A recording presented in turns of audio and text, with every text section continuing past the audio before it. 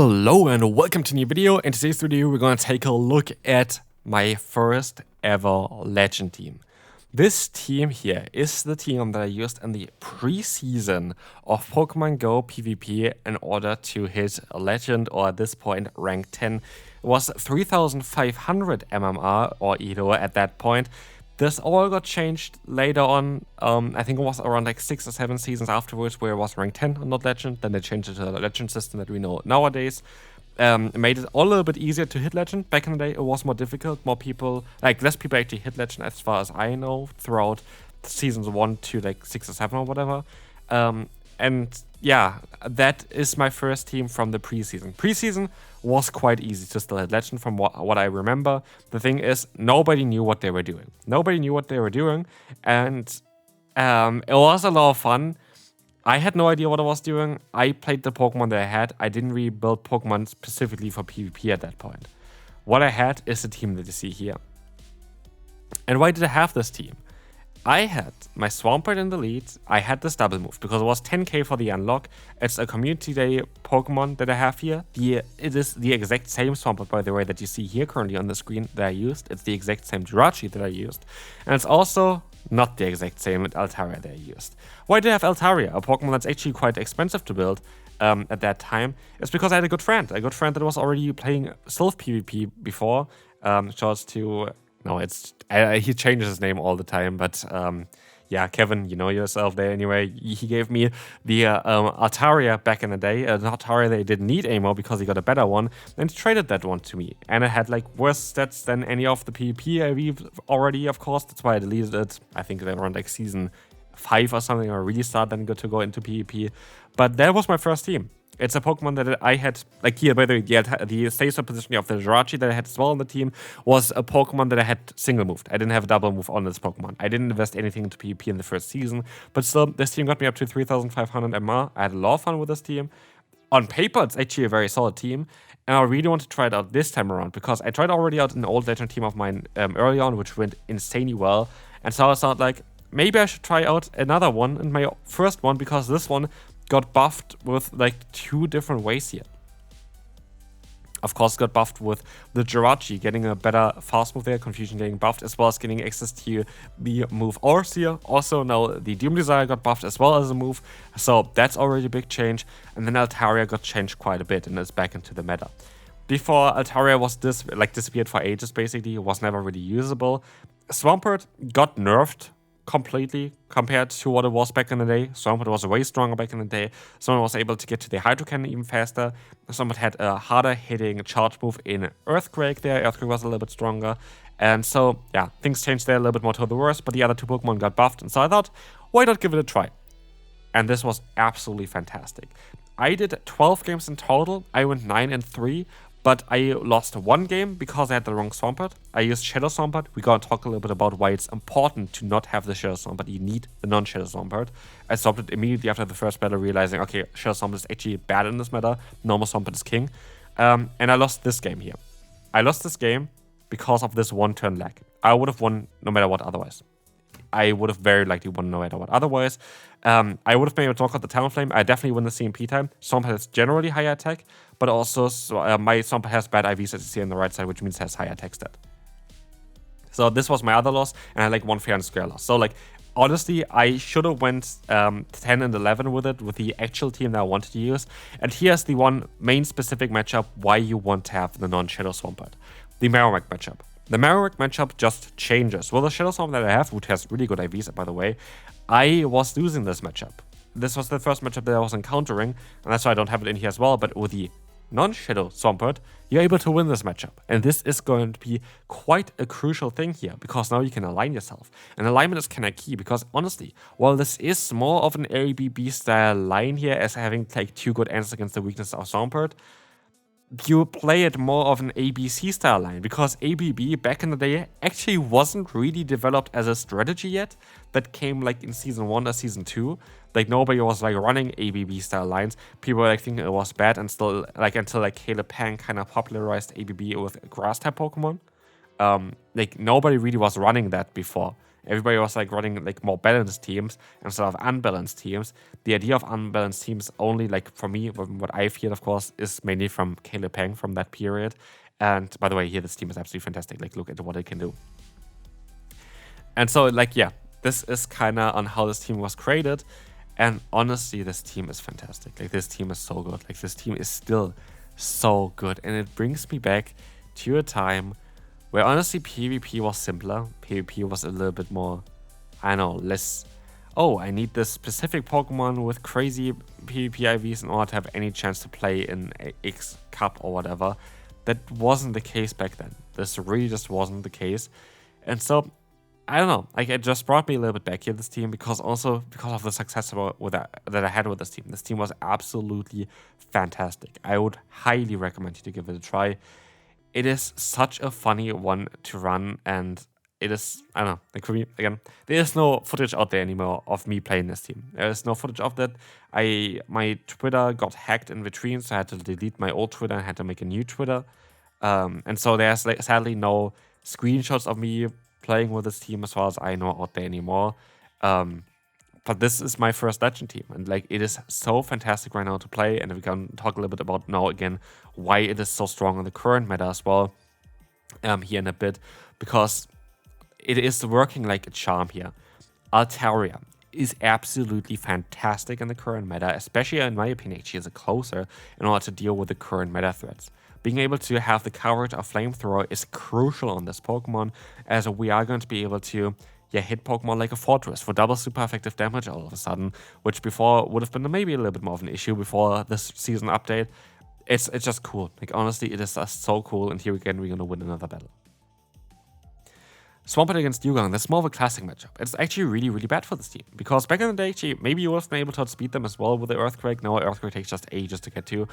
Earthquake is still better than Sludge on this team, my opinion, full stop. I don't think you need Sludge on this team at all. Grass-type Pokemon kinda are gone. Most Water-type Pokemon, where it only really helps is Azumarill, but then again, Earthquake is still alright against Azumarill. I think Earthquake is just better for the general damage, and I stand by this. I think that Earthquake is better than Sludge. And here, again, we're going to be able to have basically 2 times also answers for the weaknesses of our Jirachi, which is great as well. Like, this is really, really cool for it. Here we're going to have our Altaria against the opponent's Marowak. That's going to be a very, very solid matchup for us.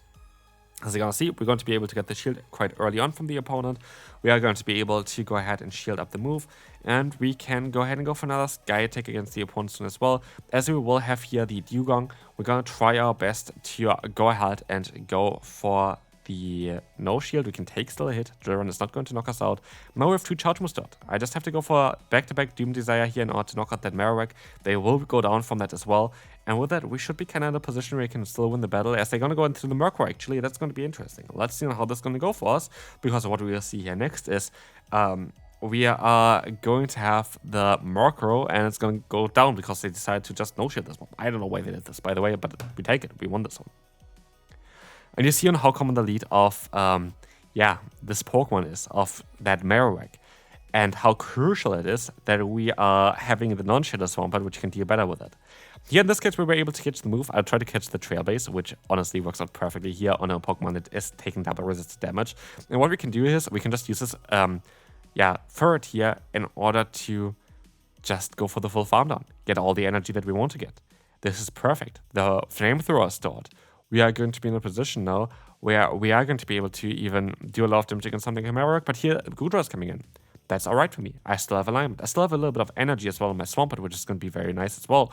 And so I feel like I'm in a very solid spot here to win this battle. And as soon as I see the shield coming up here, I know already I should be in a perfect spot to win this battle. Because now I have Jirachi. They're very likely going to swap out soon. They actually decide to go for a move first, which is honestly even better for me. And with that, they go for the awkward tail. Here I make a mistake. I should have stopped out straight away. I should have not went for the charge move here, because I have the shield advantage. I know that my Swampert is going to be able to knock them out with a Hydro Cannon. So why the hell did I decide to go for another charge move instead, which is just going to be able to do a little bit of damage on them, but nothing really else. Like honestly, it didn't do anything else here. And so we're going to have the Hydro Cannon coming through. We're going to have the shield coming up, and we're going to try our best now to still win the battle. But it's going to be a bit tougher now because they still have the Goodra. Like, this is not going to be a great matchup. They stop out into the Goodra. I can knock them out here, but no Jirachi against the Marowak. Can we still win the battle? Let's find out here. Jirachi comes in. 1 confusion, good game, and we can move on to the next opponent. We will face the Gyarados. This is not a common lead, but there's a team recently with Digger's BHG that is kind of getting more popularized. I don't think it had Gastron in it, but yeah, this is just a very bad lead. This is kind of the worst lead that you can have, the worst face-off that you can have. That is just not really looking good for us. To be honest, like, there's not really a lot that I can say otherwise about it. I can use my Altaria to get a ton of energy here, but I have to get up basically against the Gyarados in order to really use it, and we don't know what they have in the back yet. So we're going to get up to get to nearly 100 energy here, but as you're going to see, the Clod size coming back in. We are going to be able to go for the Sky Attack here. This is going to allow us to get some damage in, and while Swampert has a great matchup here, Swampert doesn't have a great matchup here. Like against Gyarados, it just doesn't do anything. And to be fair, I should have kept a Sky Attack on my Altaria. That would have helped us out tremendously here. But I just didn't think that far, and that is something that I definitely should have, because while our Hydro Cannon is resisted, the opponent is having no bulk, and we would be able to get the shields. But not only this, also because we had both shields on both sides, we would have been able to now stop out and go for the Sky Attack, but they were able to just barely catch Shield and Clodsire, and that's going to lose the battle. This is just going to lose us the battle. There's not a lot that I can say here about it. Oh, I can make it try to make it like spicy or whatever, and be like, oh, it's going to be close or whatever. They have a Gyarados against our Swampert. Like, they're going to destroy us. They have a Clodsire here with a lot of health still left to the point where I cannot knock them out. Yes, this is going to be my only real loss, in my opinion, from this team. Like, one time with the wrong Pokemon, one time with a lag. This is my only real loss, and I was down to getting hard count in the lead, having a bit of a tough matchup as well, then with like getting hard walled at the face-up as well, and then yeah, just not playing it outright, because actually I still had a win con there that I just didn't take. And that's ridiculous. Like, this team is so old, but still so good. Like, what the hell? Like, this team is literally, like, no, this one, like 4 or 5 years old, and it still works so well, which again kind of showcases as well. It's not that if you build Pokemon one time, they're going to go bad after a while. No, like, those Pokemon can evolve still. Those Pokemon can come back into the meta. Jirachi actually was never meta. I just used it because I had nothing else to be using. And now all of a sudden this team is good again. I just mostly was ahead of my time there. Like 4 years ahead of my time. But like, what can I say? Like, I went a total of 93. One was down to Shadow Swampert instead of the normal Swampert. Normal Swampert, please, no Shadow Swampert. Shadow Swampert is really bad for this team. And then again, yeah, I lost one time to lag, and this is all that happened to it. And so we have here, for example, Gastron in the lead. How do we play this out? We're just gonna go for the Hydro Cannon. But honestly, I kinda should have went for the Earthquake here. I think Earthquake would have been the better play. While Hydro Cannon is more energy efficient, I think Earthquake would have put them into range where I could farm them down. Hydro Cannon doesn't.